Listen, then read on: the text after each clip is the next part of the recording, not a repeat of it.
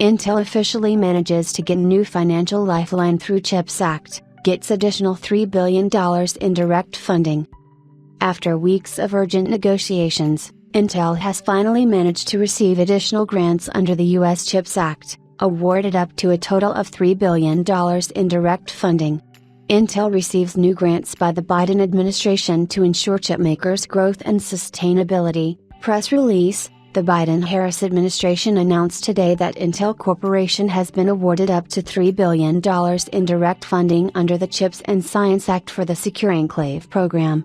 The program is designed to expand the trusted manufacturing of leading-edge semiconductors for the U.S. government. The Secure Enclave program builds on previous projects between Intel and the Department of Defense, DoD, such as Rapid Assured Microelectronics Prototypes, Commercial, RAMP-C, and State-of-the-Art Heterogeneous Integration Prototype, SHIP.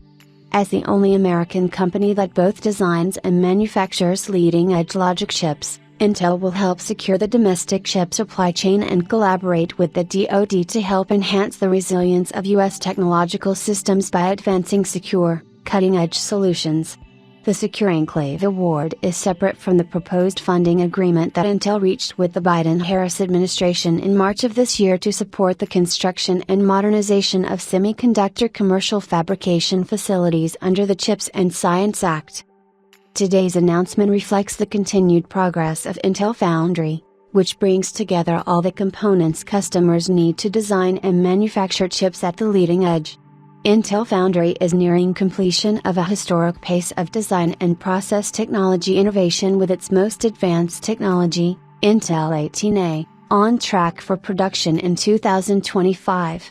The company, which develops and produces many of the world's most advanced chips and semiconductor packaging technologies, is advancing critical semiconductor manufacturing and research and development projects at its sites in Arizona, New Mexico, Ohio, and Oregon. Intel has a long-standing history of working closely with the Department of Defense. In 2020, Intel was awarded the second phase of the SHIP program, allowing the U.S. government to access Intel's advanced semiconductor packaging capabilities in Arizona and Oregon and leverage Intel's substantial annual R&D and manufacturing investments.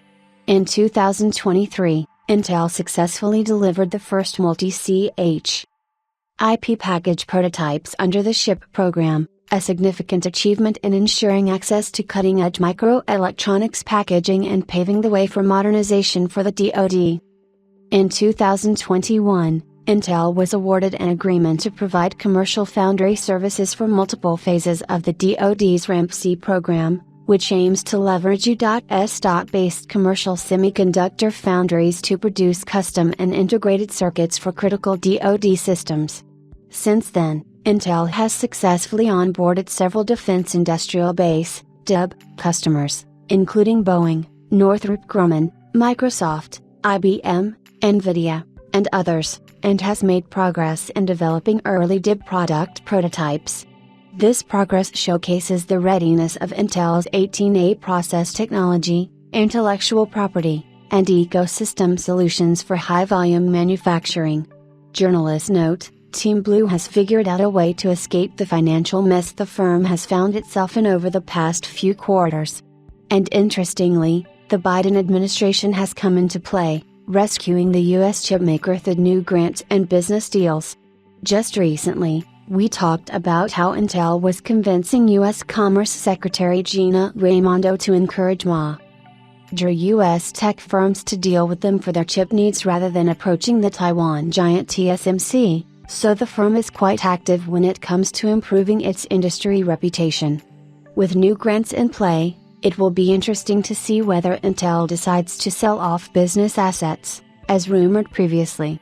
The firm is implementing a widespread cost-cutting policy, which includes halting multiple billion-dollar projects and handing over certain parts of its divisions to new parties.